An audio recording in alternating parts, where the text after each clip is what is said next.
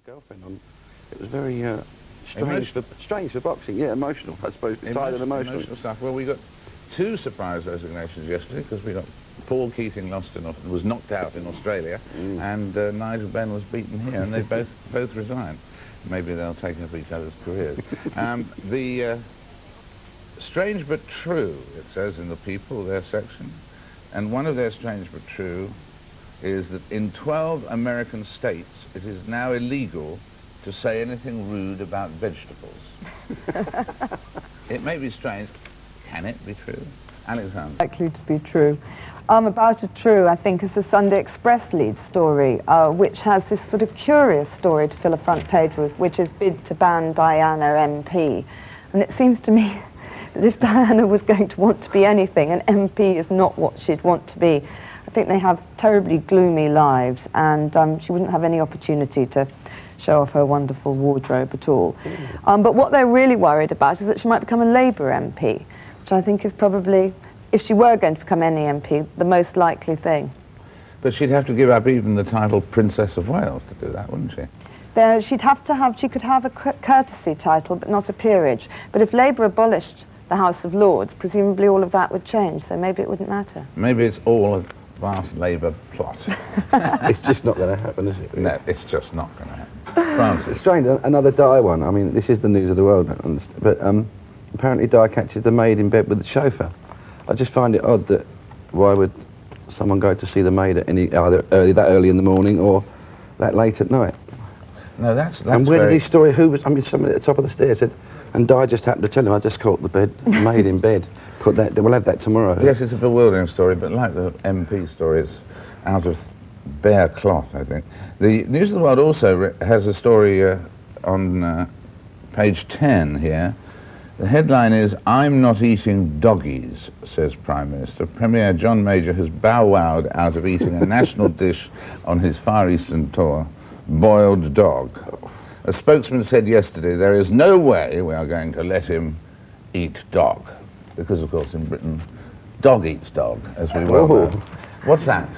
Oh, well, this is a story in the Mail on Sunday about this terrifying story about a woman who was stalked for, I think, 8 years by a man who tormented her. And I was very interested in this because I don't wish to sound like, you know, Judy Finnegan, who everything always happens to, but actually I did sort of have a benevolent stalker once. And what is very frightening about being stalked is there is no law against preventing something happening to you. You have to wait until somebody has actually raped you, killed you, or physically badly attacked you until the police will do anything at all. And there is a call for the law to be changed, but as yet nothing very much is happening.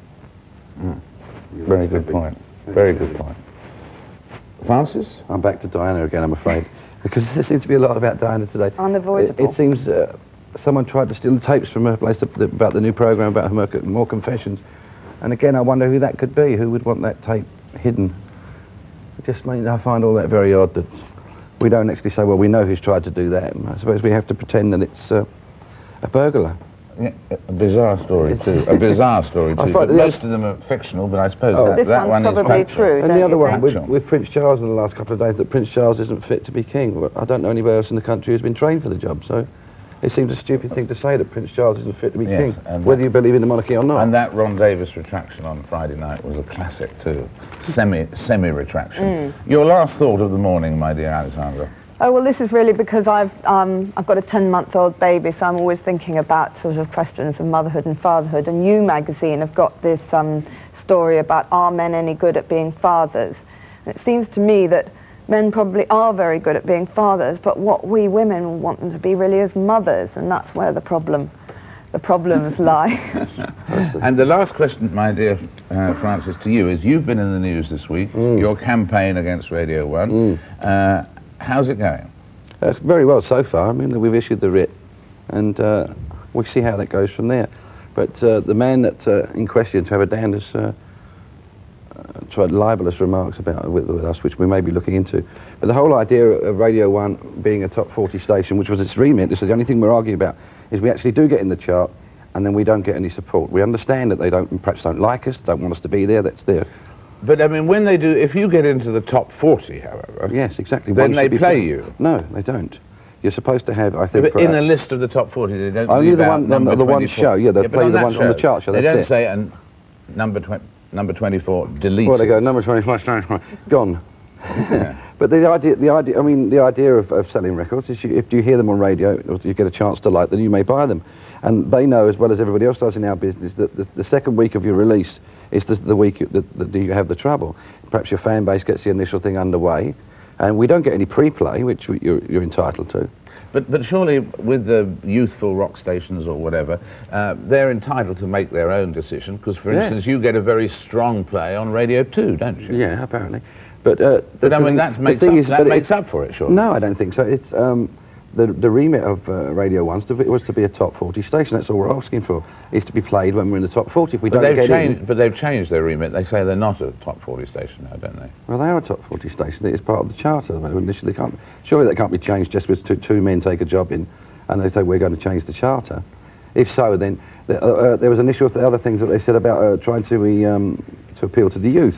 But does that mean I can't listen to an Oasis record, and anybody who listens to Oasis cannot listen to Status Quo? They're starting the ageism thing, that you're too old to listen to a certain kind of record, and you're too young to listen to, and I'm too... It's rubbish, it's music, and it seems like a personal vendetta against us or me or whatever. I don't know. I'm sure it's not. Anyway, thank you both for being here, and we'll see if Status Quo can change the status quo. Oh. Thank you both very much indeed for being here. Thank you. Thank you. Now.